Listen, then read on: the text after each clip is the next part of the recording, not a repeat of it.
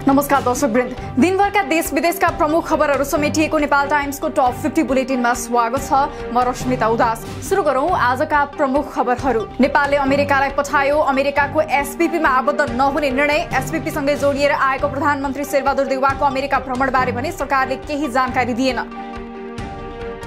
अमेरिकी एमसीसी सम्झौता अनुमोदन गर्दा 12 बुँदे व्याख्यात्मक घोषणा गरेर डुब्न लाग्दा त्यान्द्रोको सहारा लिएको माओवादी अध्यक्ष प्रचण्डको टिप्पणी।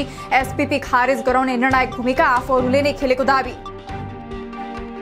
कांग्रेस महामन्त्री गगन थापाप्रति लक्षित गर्दै एकीकृत समाजवादी नेता झलनाथ खनालले नेपालमा अमेरिकी सेना आयो भने चारपाटा मुडियोस् भन्नेहरू कहाँ छन् भनी गरे प्रश्न।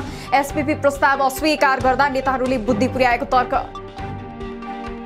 राष्ट्रिय सभाबाट विनियोजन विधेयक बहुमतले पारित। विनियोजन विधेयक पारित हुँदा प्रमुख विपक्षी नेकपा एमालेका सांसदहरूद्वारा भने बैठक बहिष्कार।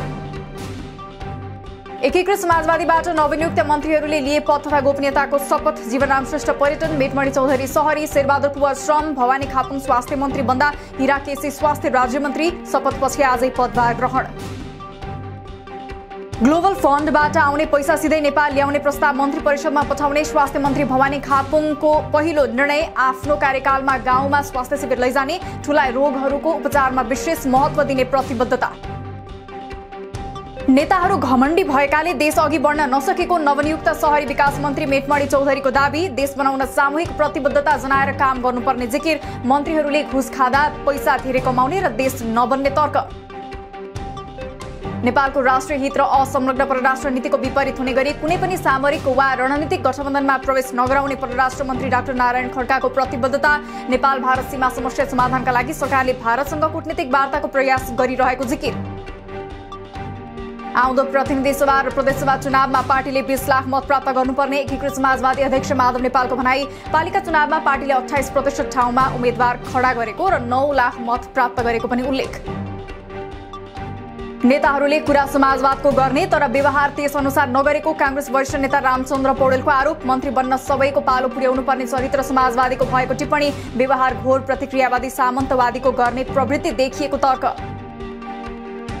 कांग्रेससँग गठबन्धनको यात्रा गरेर समाजवादको संकल्प गर्न नमिल्ने एमाले महासचिव शंकर पोखरेलको भनाई। कांग्रेसलाई समाजवादी पार्टीका रूपमा स्वीकार नगरे गठबन्धनमा बसेर समाजवादको बहस गर्नु कार्यकर्ता अल्मल्याउनु मात्र हुने तर्क।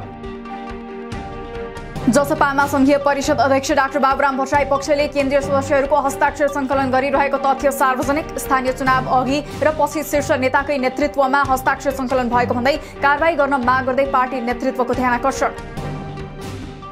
मन्त्री पदमा टाँसिरहन र मन्त्री भएर पैसा कमाउने लोभ लालच आफूमा नभएको निवर्तमान श्रम मन्त्री कृष्णकुमार श्रेष्ठको भनाई। मन्त्री पदका लागि बालबाटा र कुमलटा धाएको भनी लागेको आक्षेप सत्य नभएको प्रश्नोक्ति।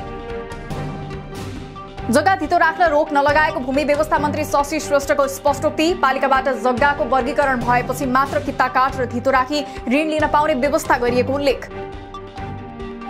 आउँदो 2 वर्षभित्र सबै नेपालीका लागि बिजुली सेवा पुग्ने ऊर्जा मन्त्री पम्फा भुसालको भनाई। आउँदो आर्थिक वर्षदेखि हरेक वर्ष झण्डै 700 देखि 1000 मेगावाट बिजुली नेपालको विद्युत प्रणालीमा थपिँदै जाने दावी। संघीय निजामती ऐन छिट्टै संसदमा दर्ता गर्ने संघीय मामिला मन्त्री राजेन्द्र श्रेष्ठको भनाई। संघीयतालाई बलियो बनाउन संघीय मामिला प्रशिक्षण प्रतिष्ठान ऐन ड्राफ्ट भइरहेकाले केही दिनमा 2 सदनमध्ये एकमा प्रस्तुत गर्ने तयारी रहेको उल्लेख। बजेटका विषयमा उठेका प्रश्नलाई लिएर राजीनामा नदिने अर्थमन्त्री जनार्दन शर्माको भनाई। करको दर रेट घटाउने र बढाउने कुरा अर्थ मन्त्रालयको क्षेत्राधिकार र नियमित काम भएको भन्दै यसको विरोध गर्नुको औचित्य नभएको दावी। शहरमा बसोबास गरिरहेका शरणार्थीहरूले 11 बुँदे माग राखेर गरे प्रदर्शन। राष्ट्रसङ्घको मानवाधिकार सम्बन्धी विश्वव्यापी घोषणापत्रले उल्लेख गरेका अधिकार, बालबालिकाको अधिकार सुनिश्चित गर्न माग। प्रदर्शनमा प्रहरीले हस्तक्षेप गर्दा केही घाइते। सरकारले नेपालमा रहेका र विगतमा विभिन्न कारणले परिचय पत्र पठाउनबाट छुटेका शरणार्थीहरूलाई परिचय पत्र दिने तयारी। परिचय पत्र कहिलेदेखि दिने र परिचय पत्र पाउनबाट छुटेका शरणार्थीहरूको यकिन तथ्याङ्कबारे भने गृहमन्त्री खाँडले कुनै जानकारी दिएनन्। आसन्न चुनावमा 5 दलीय गठबन्धनको विकल्प नभएको राष्ट्रिय जनमोर्चाको अध्यक्ष चित्रबहादुर केसीको भनाई। कांग्रेसलाई किनारा लगाएर वामपन्थी शक्ति बनाउने भनेर पार्टी एकतादेखि चुनावमा सहकार्य गरे पनि त्यसलाई जोगाउन नसकेको उल्लेख। नेपाल विदेशी शक्ति राष्ट्रको क्रीडा स्थल बन्न थालेको राष्ट्रिय प्रजातन्त्र पार्टी नेपालका अध्यक्ष कमल थापाको आरोप। लोकतन्त्र स्थापनाको 16 वर्षमा देशको अवस्था फर्केर पुरानी अवस्थामा आइपुगेको तर्क।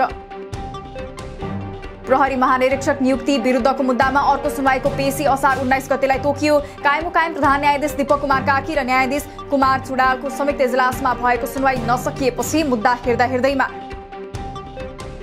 कैदीबन्दीले पनि भोट हाल्न पाउने व्यवस्था गर्न सर्वोच्च अदालतको आदेश। आगामी प्रतिनिधि सभा निर्वाचनमा कैदीबन्दीलाई समानुपातिक तर्फ मत हाल्ने व्यवस्था गर्न निर्देशन। सोलुखुम्बुका 5% निर्वाचित जनप्रतिनिधि तथा उम्मेद्वारहरूद्वारा मात्रै चुनाव खर्च विवरण पेश। 47 जना उम्मेद्वार तथा निर्वाचितहरूले मात्रै विवरण पेश गरेको जिल्ला निर्वाचन कार्यालय सोलुखुम्बुको भनाई। राष्ट्रिय ध्वजावाहक नेपाल वायुसेवा निगमले 10 वर्ष एकीकृत व्यावसायिक योजना परिमार्जन गर्ने, निगमको संस्थागत संरचनालाई सुदृढ तुल्याई सेवालाई चुस्त र दुरुस्त पार्ने नीतिगत योजना अघि बढाएको नवनियुक्त महाप्रबन्धक दिपु जुवारचनको भनाई। गर्मी र झरीका बेला हैजा, झाडा पखाला लगायतका सरुवा रोगको जोखिम भएको तथा उपत्यकामा हैजाका बिरामी बढ्दै गएकाले सावधानी अपनाउन रोग नियन्त्रण महाशाखाको आग्रह। स्वास्थ्य सावधानीमा लापरवाही गरेकै कारण हैजा फैलिएको विशेषज्ञहरूको भनाई। हैजाको प्रकोप देखिन सक्ने सम्भावना हेरेर अस्पतालहरूलाई तयारी अवस्थामा रहन एपिडियोमोलोजी तथा रोग नियन्त्रण महाशाखाका निर्देशक चुमनलाल दासको निर्देशन। हालसम्म नेपालमा 12 जनामा हैजाको जीवाणु देखिएको र 8 जना निको भएर फर्किसकेको उल्लेख। प्रतिनिधि सभाको शिक्षा समितिद्वारा हैजाबारे गम्भीर बन्न सरकारलाई आग्रह। गुणस्तरहीन औषधि खरिद नगर्न, उचित मूल्य समायोजन गर्न र म्याद गुज्रेका औषधि खरिद नगर्न सरकारलाई ध्यानाकर्षण गराउने निर्णय।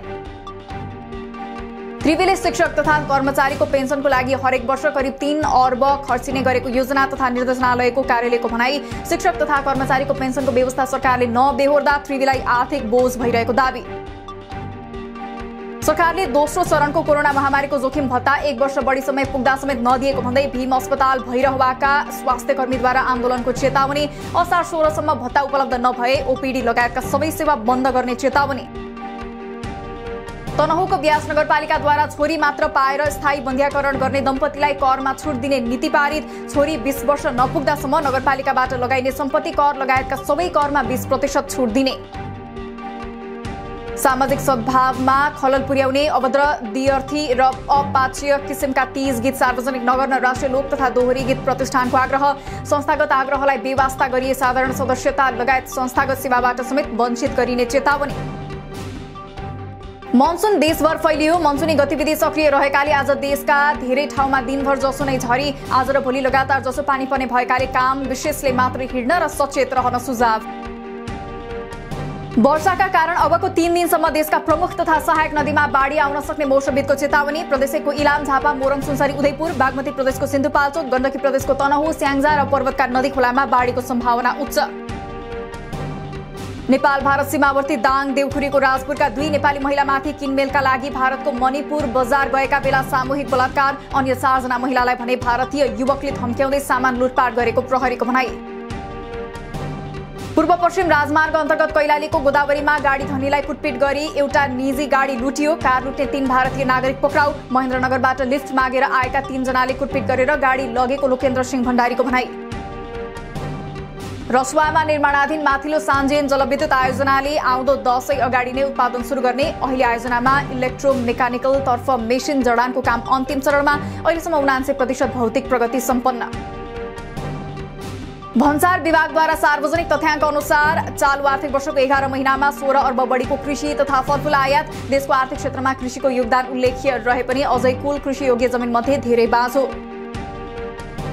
सुनको भाव आज तोलामा 400 रुपियाँले बढेर प्रति तोला 97,700 रुपियाँ कायम। आज चाँदी पनि तोलामा 10 रुपियाँले बढेर प्रति तोला 1255 रुपियाँमा कारोबार।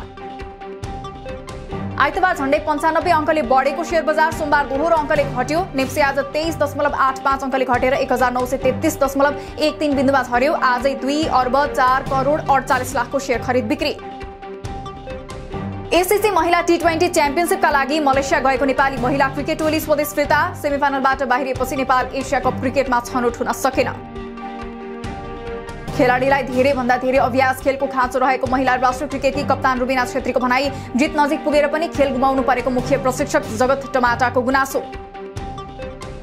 ए डिभिजन क्लब न्युरो टिम एनआरटीले मलेसियामा हुने टी20 कप फुटबलमा भाग लिने। टोली आजै बिदाईपछि मलेसिया प्रस्थान। टी20 कपमा 2 खेल खेलेपछि टोलीले थाइल्याण्डमा 3 वटा मैत्रीपूर्ण खेल खेल्ने। कोलम्बियामा साँडे जुदाई प्रतियोगिता हेर्न रंगशालामा भेला भएका दर्शक बस्ने कक्ष भत्किँदा 4 जनाको मृत्यु, 30 जना घाइते। यस्ता प्रतियोगितामाथि प्रतिबन्ध लगाउनु पर्ने राष्ट्रपति गुस्तावो पेट्रोको भनाई। फिलिपिन्समा 165 जना यात्रु सवार एक फेरीमा आगलागी हुँदा एकजनाको मृत्यु, एक बेपत्ता, बाँकी सबैको सकुशल उद्धार। आगलागीको कारण भने खुल्न बाँकी। युक्रेनमाथि रुसी आक्रमण विरुद्ध ऐक्यबद्धता जनाउन G7 को नेताहरू जर्मनीमा छलफलमा जुटिरहेका बेला रुसले युक्रेनको किभमा गर्यो मिसाइल आक्रमण। पश्चिमा राष्ट्रलाई तर्साउने उद्देश्यले रुसले किभमा आक्रमण गरेको हुन सक्ने विश्लेषण।